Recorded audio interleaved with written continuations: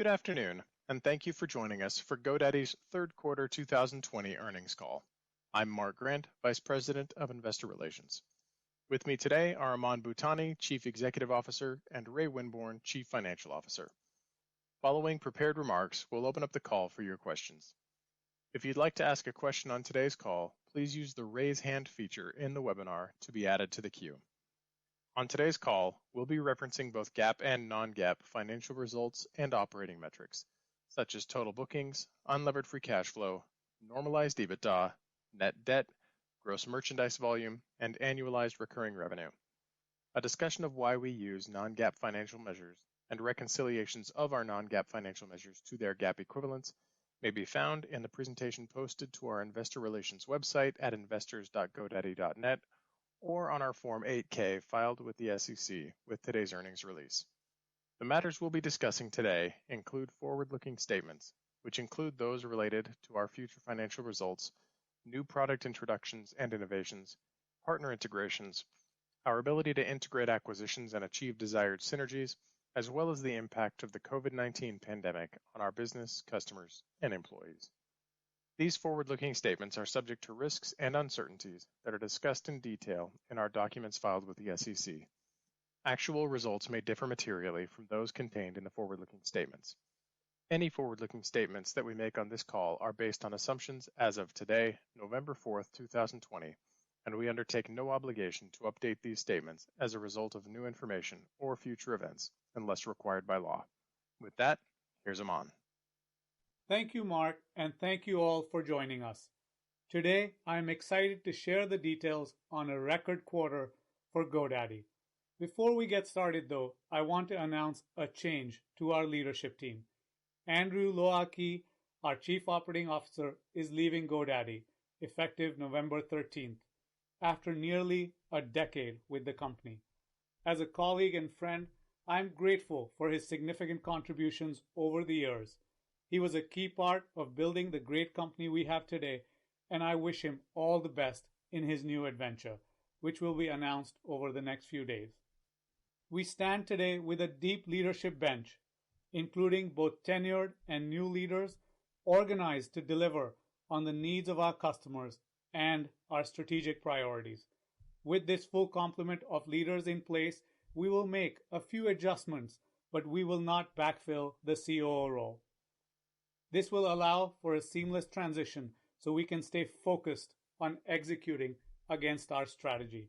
And every day, our passion for that strategy grows as more entrepreneurs trust and partner with GoDaddy to start with a dream and then create and grow that dream. We are pleased with our progress, and today I would like to highlight three key areas. First, our strong execution against our strategy with a few notable milestones. Second, our continued progress in online presence solutions, including leaning into commerce capabilities. And third, our continued investment in marketing to capture demand. Q3 was another record quarter of customer growth, and we are seeing sustained momentum into October. In Q3, we once again added over 400,000 net new customers, while also seeing improved customer retention. We continue to see increased demand for online solutions due to the pandemic, and coupled with higher marketing spend, our website traffic has increased by an average of 20% year over year since April. We have seen increased adoption of our website creation platforms, Websites Plus Marketing and Managed WordPress, as well as our content and commerce tools, Over and Sellbrite. As an additional insight into this part of the business, we are excited to share that together these solutions reached an annualized recurring revenue of nearly $350 million in Q3, growing at approximately 40% year over year. This group of products now accounts for more than 2.2 million subscriptions, growing over 20% year over year. Additionally, this quarter, we saw an acceleration of Sellbrite's GMV growth. Between Websites Plus Marketing and Sellbrite, GoDaddy now has more than $4.5 billion of annualized GMV transacting through our platforms, growing at nearly 80% year over year. These proof points reinforce our strategy of driving scale in the grow phase for customers by focusing on commerce. Business applications as a product line continued to accelerate in the third quarter, surpassing the milestone of 3 million customers with nearly 9 million seats of email. Best of all, these numbers continue to grow at a healthy pace. While we're pleased with the growth in these key areas, we're not resting on our laurels. We're driving product enhancements and increasing our marketing efforts to facilitate profitable long-term growth. We continue to charge towards the massive opportunities of content creation and commerce. This quarter, we accomplished this through deep partnership integrations, internally developed software releases, and an important commerce acquisition. In partnerships, we recently announced a deeper integration with Facebook's business extension. GoDaddy Websites Plus Marketing customers can now create shoppable posts as well as set up shops on both Instagram and Facebook with automatic syncing between both platforms, offering yet another channel for our customers to easily sell their products. Additionally, our new partnership with Vimeo allows customers to upload, preview, and insert videos, including using a video as a header to their website. We've also continued to accelerate our velocity internally, delivering a busy product launch schedule in the quarter. We released a full integration of our Over app within Websites Plus Marketing a short few months into the acquisition, making it even easier for customers to market their businesses with creative content. The seamlessly intuitive experience has driven over 50% growth in posts. We've also extended the Over app across 12 new languages, giving more customers access to this powerful set of tools.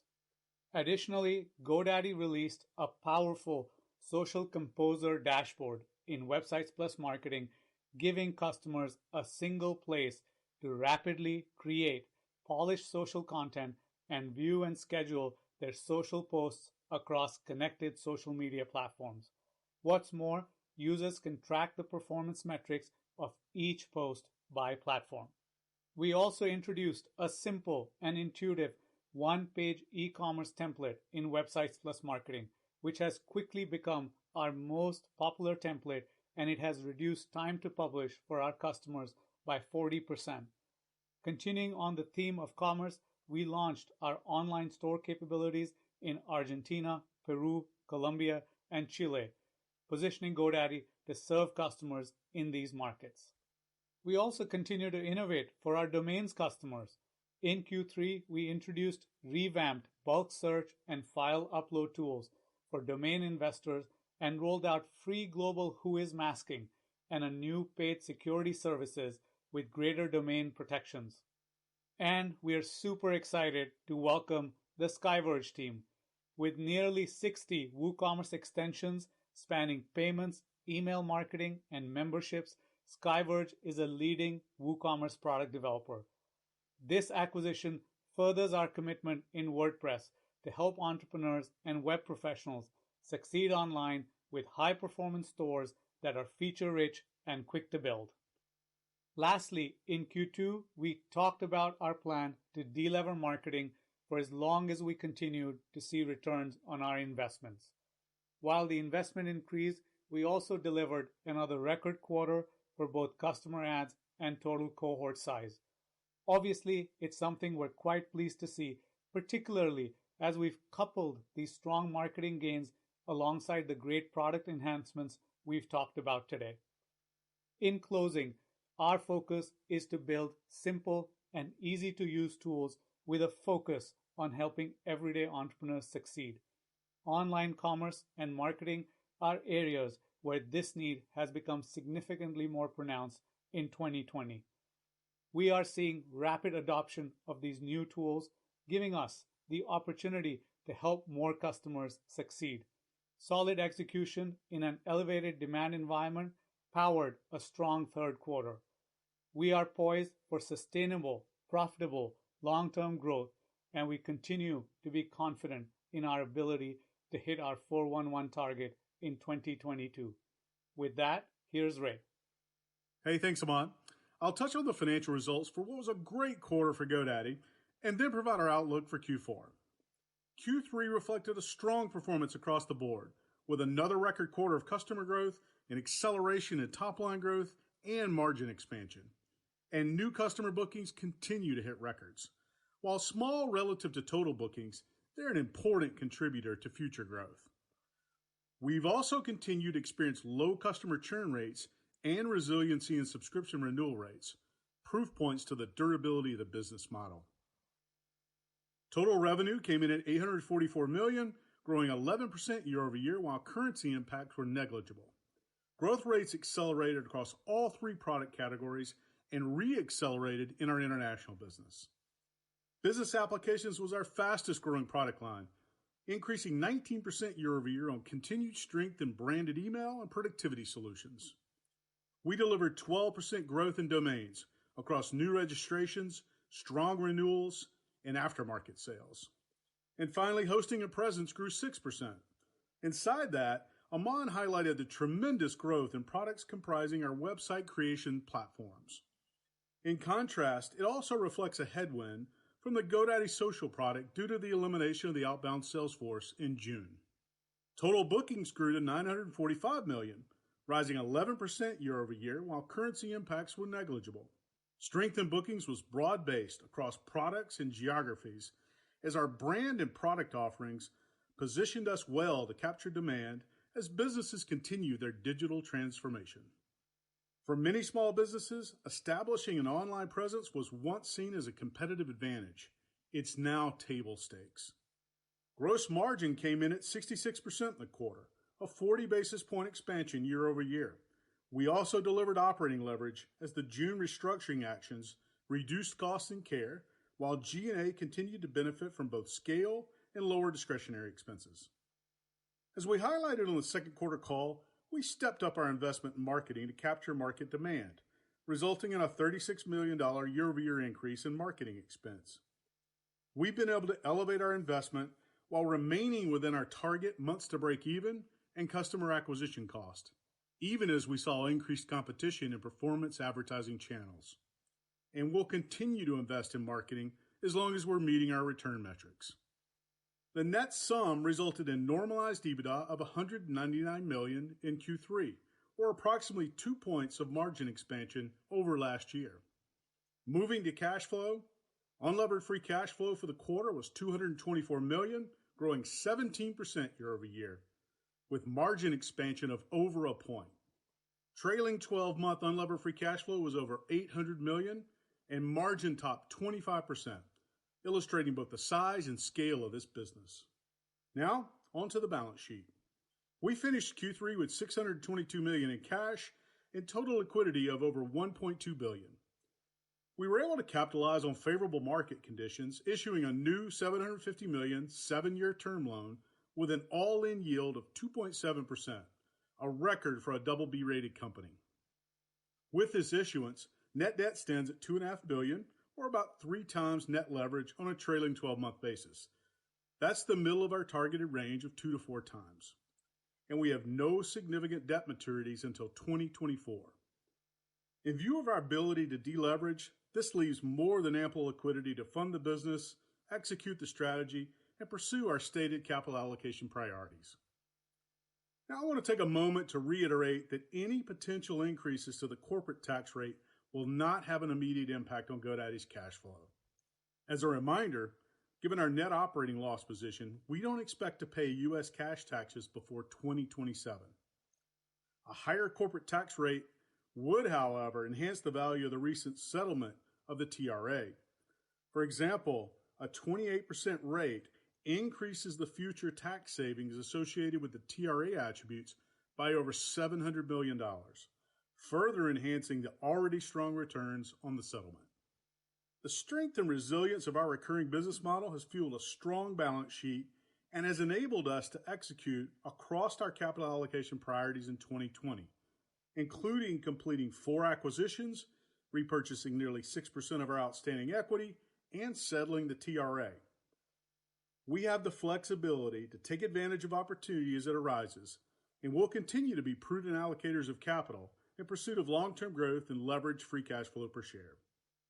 With that, let's turn to our Q4 outlook. We expect total revenue of approximately $865 million, or 11% growth year over year. You should expect double-digit growth in domains, mid-single-digit growth in hosting and presence, and high teens growth in business applications. Remember, those products that relied on the outbound calling motion, like GoDaddy Social, disproportionately impact the hosting and presence line. On unlevered free cash flow, we expect 2020 to land at approximately $820 million, the midpoint of our previous guidance range.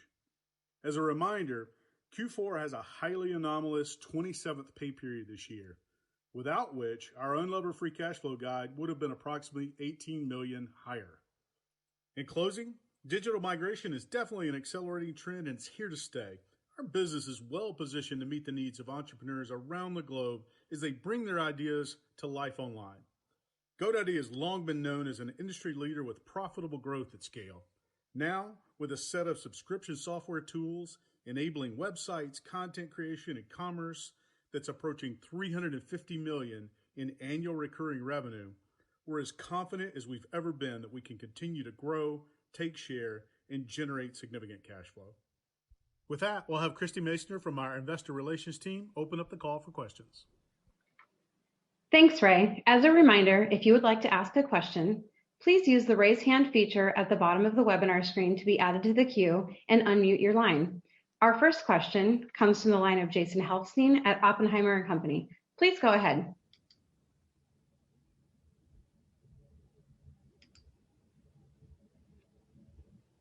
Unmuted. Thank you.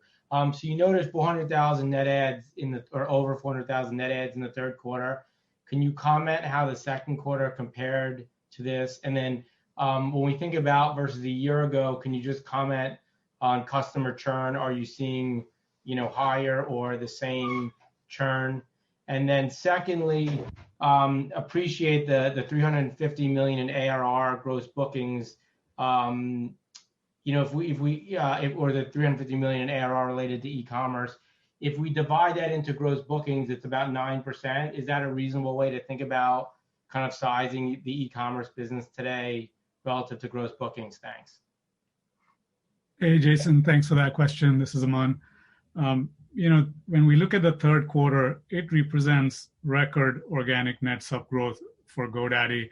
We're really happy with the progress here. And as we look at Q2, like we said in some of our prepared remarks, October continued to be in line with September and did really well year over year as well. In terms of churn rates, they continue to be stable, slightly better. Just going back to the idea that our customers truly are the everyday entrepreneurs, and if they hit roadblocks, they're creative, they innovate, and they start something else and get on with it. And then I'll turn it to Ray for maybe a little bit more color and to your second question on the 350. Hey, Jason, it's Ray. ARR is not apples to apples, obviously, with bookings. It's cash versus revenue, but really happy with what we're seeing there from those products from a bookings perspective as well, growing at relatively similar levels.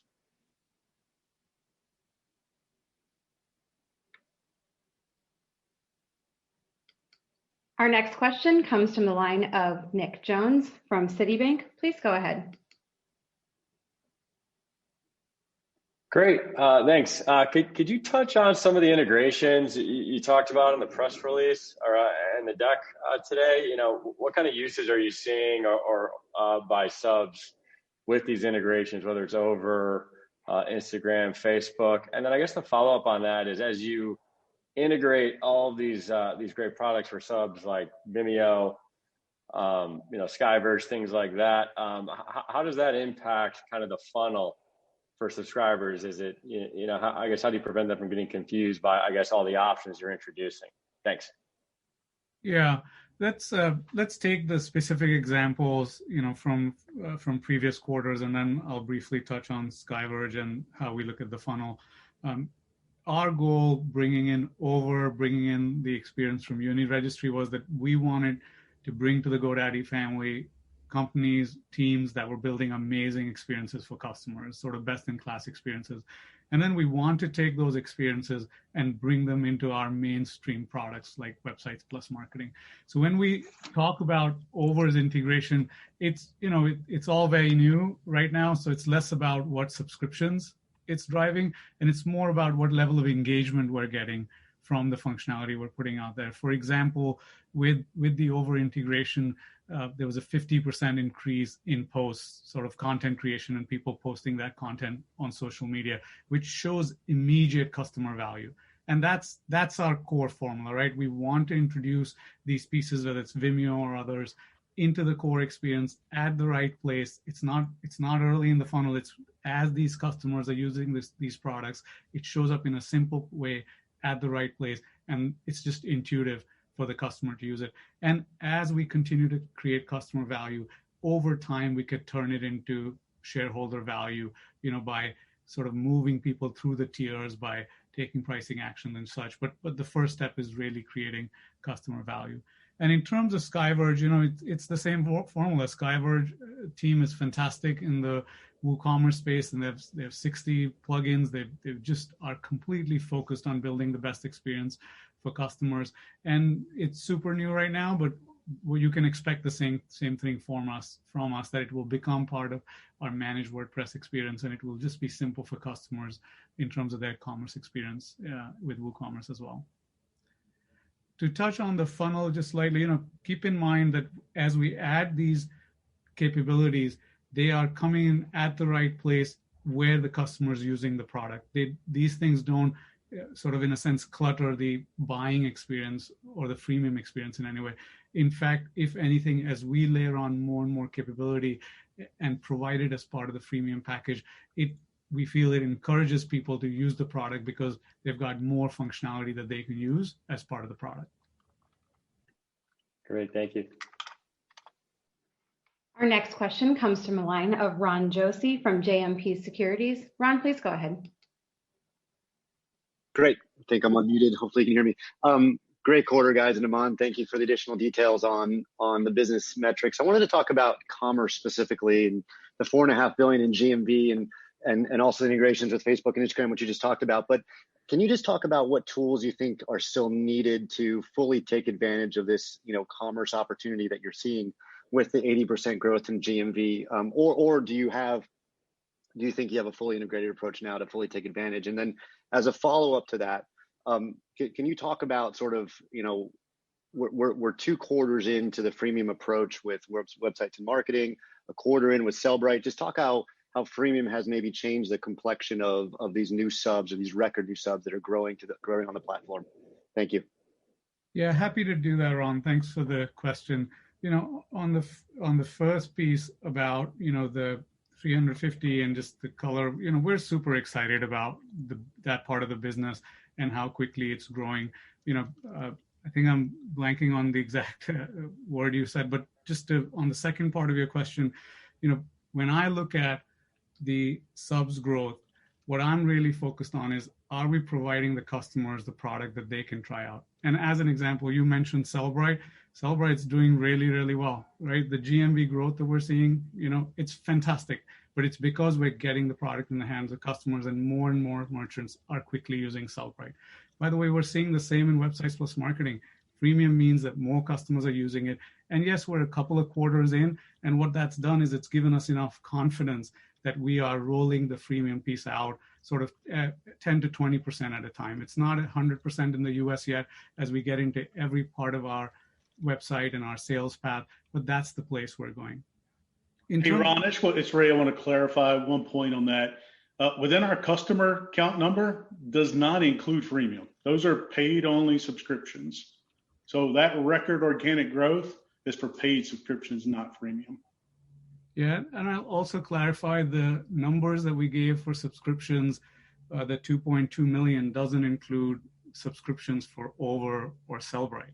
Those are core Websites + Marketing and managed WordPress. And what we believe is that Over and Sellbrite sort of, the customers use that as part of our core platform. And then you asked a question, sorry, back to me, around gaps, in our offering. the commerce offering is driving a ton of that growth in those suite of products, right?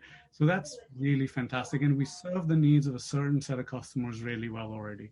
The way I think about it is that as we grow to sort of cover more and more customers, we are going to have to add feature set.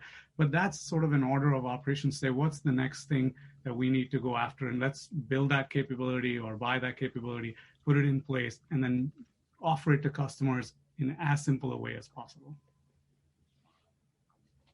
Great, thank you. Our next question comes from the line of Ygal Arounian from Wedbush Securities. Ygal, please go ahead.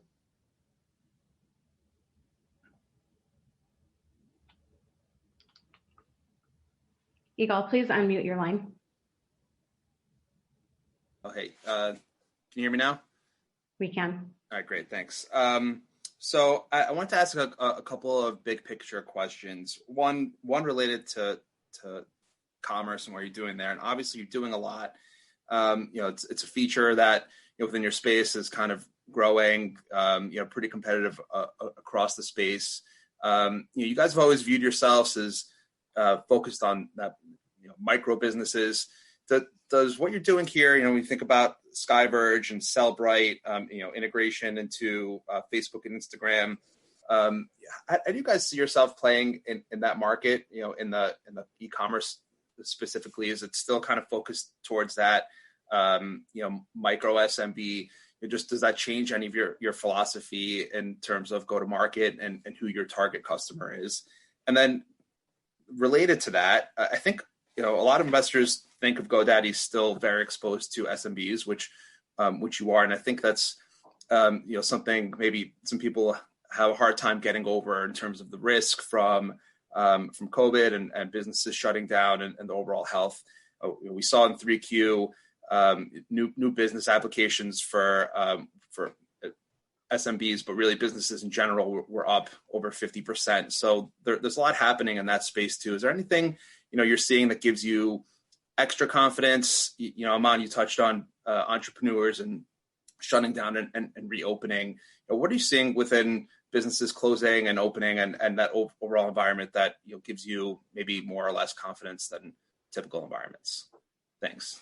Yeah, thanks, Ygal. Let me address sort of the target customer, micro SMB, commerce part of the question, and then take some of the pieces on churn and what exposure we see in the SMB space, and then maybe Ray can touch on it too.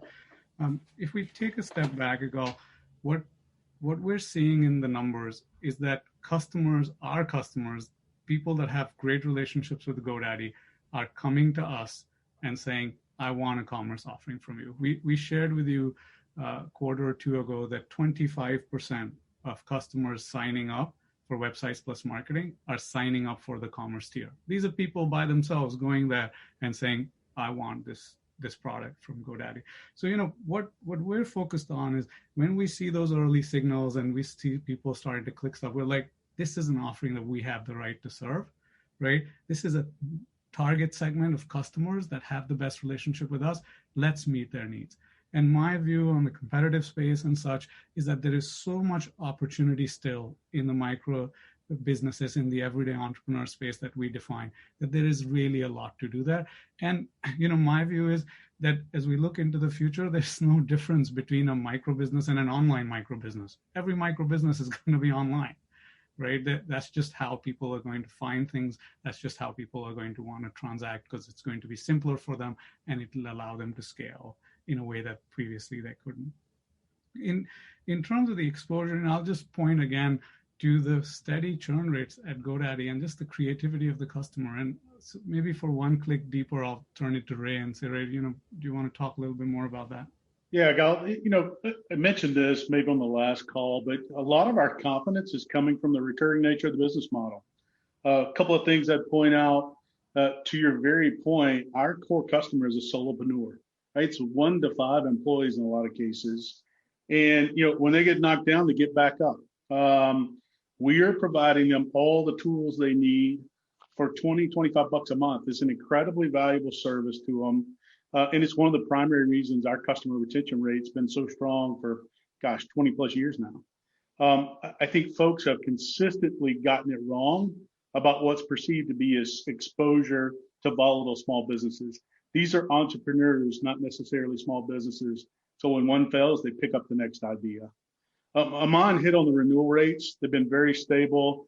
The natural flow renewal events is roughly evenly spread over the year for us. We're 10 months into 2020, 7.5 months into the pandemic, and renewal rates are holding. So it's instilling confidence in us despite the uncertainty in the market. Great. Thanks so much. Very helpful. Our next question comes from the line of Brent Thill from Jefferies. Brent, please go ahead.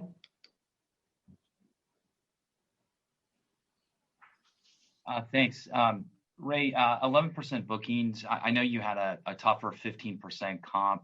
I guess with all the talk of e-com and business apps and more attached, I think maybe some thought you'd see a little more acceleration than that. I'm curious if you can just comment on the puts and takes and kind of what you're seeing. I know it's all not going to flow in one quarter, but it seems like directionally you're heading in the right direction. Yeah, Brent. Obviously you recall last year was a really tough comp. There was over a point of lift in bookings related to credit card abuse. So I think I would look at net bookings as a cleaner view of the growth, which is closer to 13% year over year. Beyond that noise, Aman hammered it in the opening comments. We are seeing historic growth in new customer adds. But remember, the new bookings are small relative to the base. It's roughly 10%. So you're not going to see that inflection immediately, but they're super critical for future growth. And there is strong demand for our offerings in the market. We're investing to maintain that while maintaining our threshold. So you saw us pour on the marketing. We're seeing the results of that, and new is growing very, very strong. And you've been fairly colorful in past calls, just looking at what's been happening inside the quarter and linearity. Was there any color just as it relates to, was it fairly steady improvements throughout the quarter, or was it evenly based? How would you describe the linearity of the quarter into the start of this current quarter? Thanks again. Yeah, I think what I would say is we hit the peak midsummer. The growth rates are still spectacular. These are record growth rates, but we're starting to see some seasonality, some waning in demand in the market. But, I would still tell you these are historic growth rates that we're looking at right now. Great, thanks. Bottom line, the guide that we put out reflects what we see from a trajectory standpoint for Q4. Our next question comes from the line of Matt Pfau from William Blair. Matt, please go ahead. Hey, thanks for taking my question, you guys, and great quarter. Just wanted to ask on the guidance. So full year revenue expectation up a bit from your previous expectation, and free cash flow expected to be in the sort of middle of the prior range. So is this related to you liking what you're seeing from the increased marketing spend and continuing to lean into that, or is there something else going on? And then on gross margins, as websites and e-commerce continue to be a faster growing component of your business, how do we think about that impact on the gross margins? Yeah, Matt, on the revenue growth, glad you're noticing. We're happy with what we're seeing there from an acceleration perspective. And what we've messaged in the past remains true. Any upside we see in cash flow, we're putting back into the business. We invested a lot in marketing this quarter. We'll invest again in the fourth quarter, and we're going to continue to lean in there as long as we're seeing the returns. On gross margins, don't forget, Q2 was weighed down by the COVID impacts to the top line with, honestly, no relief in cost as we maintain salaries across the board. Q3 does include a benefit now consolidating GoDaddy Registry, right? We talked about that acquisition and the benefits there of eliminating the domain costs that we formerly paid out to an external party. My final thought on gross margins, though, right? We've consistently messaged for forward modeling, keep us both safe by staying in that mid-60s. Yes, you're right. As we move more into these software-centric offerings, those are higher margin, but we're continuing to put more into that bundle, and we want to maintain the flexibility on pricing. So I think it's still mid-60s is a good place for your models. Great. Thanks, guys. Appreciate it. Our next question comes from the line of Mark Mahaney from RBC Capital Markets. Mark, please go ahead. Okay, two questions. One, any more color on the marketing that you're talking about? And are there channels that are working better for you than those in the past? I think in the middle of the year, there was probably some very good ROI out there to be had of those, with kind of a pullback in marketing from a lot of different verticals. I assume that the ROI has become a little bit more back to pre-COVID norms, but just talk about what you're seeing in terms of ROI and in channels. And then one other question related to marketing, and that is the lapsed customers, customers that were on the GoDaddy platform in the past. Have you had much success during this kind of time of what must be really elevated demand for digital presence solutions? Have you had success being able to go back to some of those last customers and getting them to re-engage with GoDaddy? Thank you. Thank you, Mark. Regarding the first part of your question on the marketing costs and the return we're seeing, we continue to see strength on the brand side as we have historically. Core metrics like aided, unaided brand awareness, consideration, something we measure, which is, for people like me, we continue to see sort of good performance and numbers heading in the right direction. Our performance marketing continues to show strength as well. You're right, there were some differences in the quarter, and cost per impressions have gone up a bit, but we're still seeing good cost per impression for the business as a whole. And the overall result, as we mentioned, it has been amazing. We've have a super valuable cohort. It's the biggest cohort in the company's history, which is the third quarter cohort. And it's not just because we're growing every quarter or every year. This cohort is 30% sort of more valuable than other cohorts. So it's really, really a big increase in what we're seeing. In terms of the lapsed customers, as we talked about, a lot of our customers, stay with us even after their ventures go away. So some of that happens within our system already. It's not new, but I'm not aware of anything special in terms of that changing during COVID. But I'll turn it to Ray to see if there's something he wants to mention about that. Yeah, Mark, let me put a little finer point on that. The growth in new purchases from the existing base is up year over year relative to the trend before COVID.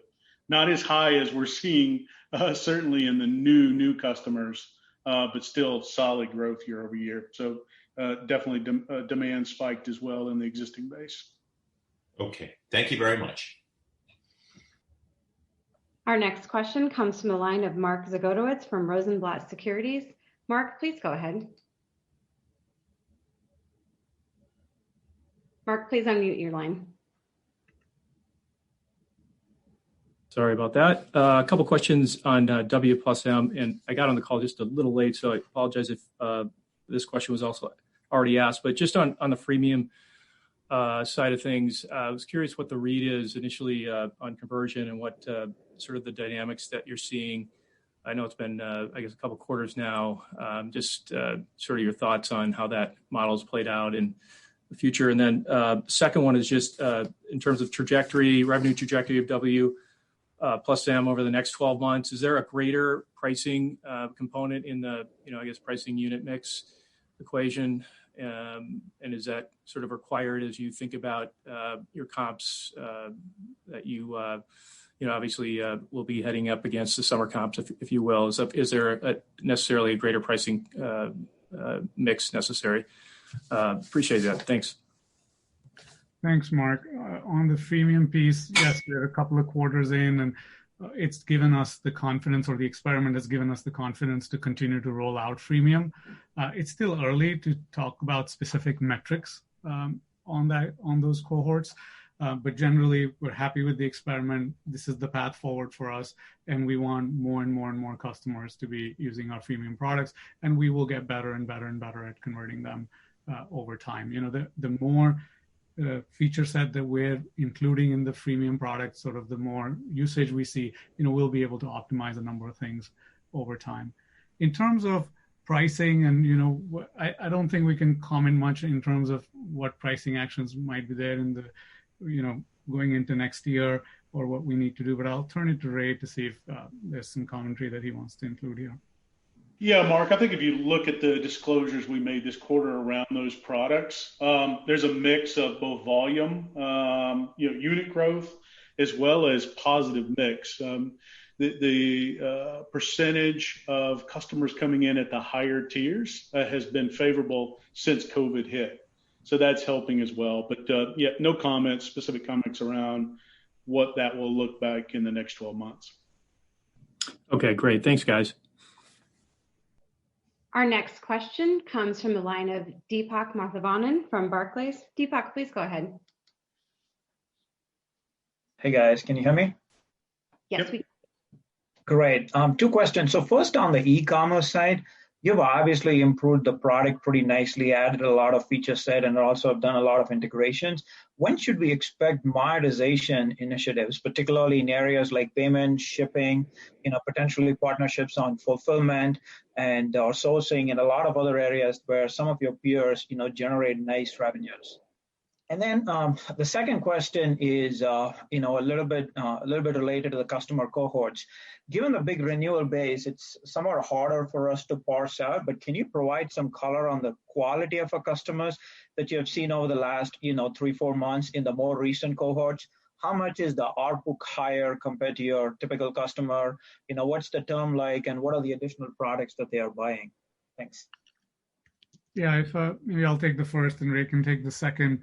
On the e-commerce side, Websites Plus Marketing is growing amazingly well by itself, and the commerce tier is growing much faster than Websites Plus Marketing overall. So, yes, we've improved the product, we continue to invest in it, and we're seeing good results there, good demand from customers there.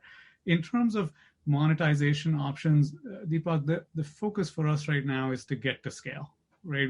We have a great offering by making it easier for customers to use, by getting them freemium tiers, by inserting more and more capabilities for them, by increasing usage like MAU, increasing the use of certain features. We are creating that surplus for the customer. And definitely, the areas that you talked about continue to be future opportunities for us, but it's an order of operations. First we want to get the scale, and we share the GMV numbers with you, and then we want to look at the future options of monetization. And then I'll turn it to Ray for the second question. Yeah, obviously we talked about the size of the cohorts that we've seen over the last couple of quarters being historically largest we've seen. As far as performance, still really early to be able to tell how they're going to perform over the longer period. We flashed up, a cohort we picked up in the Great Recession in 2008, and you can see the long-term performance on that turned out to be, right in line with other cohorts. So I have no reason to suspect these cohorts are going to perform any differently, but we'll see over time. One thing I would point out is in these cohorts post-COVID, we are seeing a heavier mix of attachment for Websites Plus Marketing and Managed WordPress. Great. Thanks, Ray. Thanks, Aman. Our next question comes from the line of Brent Bracelin from Piper Sandler. Brent, please go ahead. Good afternoon, and thanks for taking the question here. I had two, if you could. Certainly appreciate the record customer growth you're seeing, but if I look at international in particular, it's the highest growth rate we've seen in a year, 2 quarters of accelerating international growth.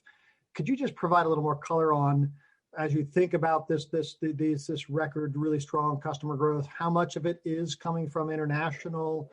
And maybe what countries you're seeing adoption drive this acceleration? Yeah, Brent, it's broad-based, right? We started increasing the spend on marketing when we saw demand spike back in May, June timeframe. And that was pretty evenly split, domestic and international. So the incremental spend is going towards both of those, and obviously seeing some nice improvement in trajectory there. Nothing specific to any one geo. It's strong around the world. Okay, that's super helpful. And then just one quick follow-up as we think about kind of ARR. I think you talked about that $350 million ARR business growing 40% year over year. How should we think about that growth profile on an organic basis? I assume there's some acquisition kind of revenue in there. So as you just think about ARR kind of organic growth potential, how should we kind of think about that go forward? Gosh, vast majority of that's organic, right? Those acquisitions were both small on an ARR basis, less than 5%. Okay, great. Super encouraging. Thank you. Our next question comes from the line of Naved Khan from Truist. Naved, please go ahead.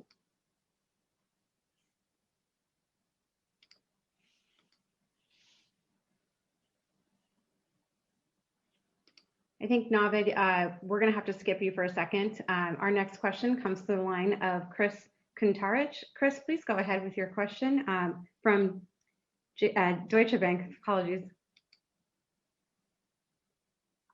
Hi, can you hear me? Yes, we can.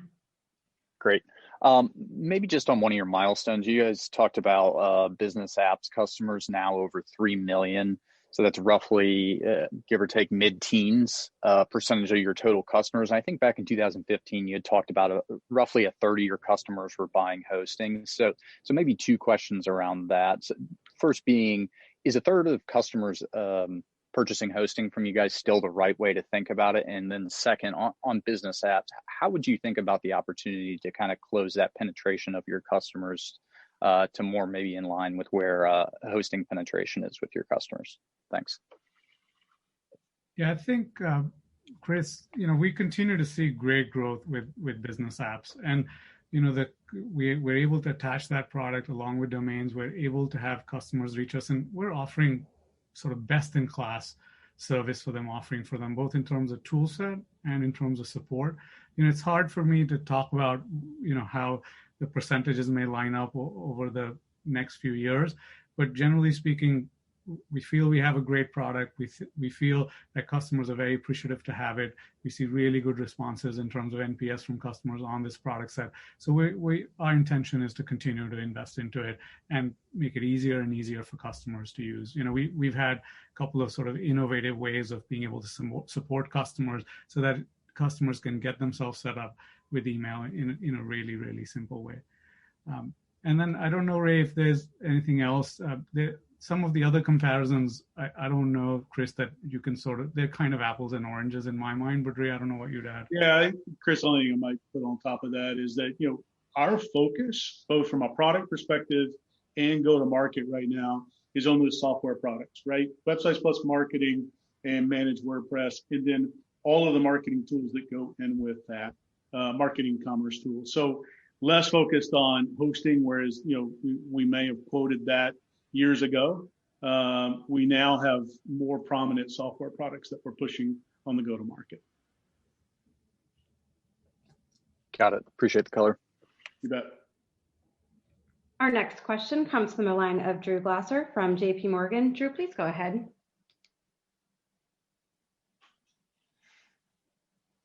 Hey, this is Drew on for Sterling. So another question on the hosting area. So given the positive results in hosting and presence, do you think that you guys have hit the bottom in that segment, and could we see improved growth in that segment going forward? Yeah, Drew, it's Ray. Obviously we saw nice improvement, a lot of that being driven off the back of the growth in our software products there. Still seeing headwinds and will until we lap the restructuring actions we took in June. But I think all clear as far as, the pressure we're seeing there. Okay, got it. And then secondly, so we're seeing a surge in new business applications according to some government data. Are you guys seeing that benefit your business at all, or could that start benefiting it in coming quarters? Yeah, I think the fact that we had a record organic net customer add this quarter in the company's history tells you a lot. So we are seeing that demand. Got it. Thank you. Our next question comes to the line of Naved Khan from Truist. Naved, please go ahead.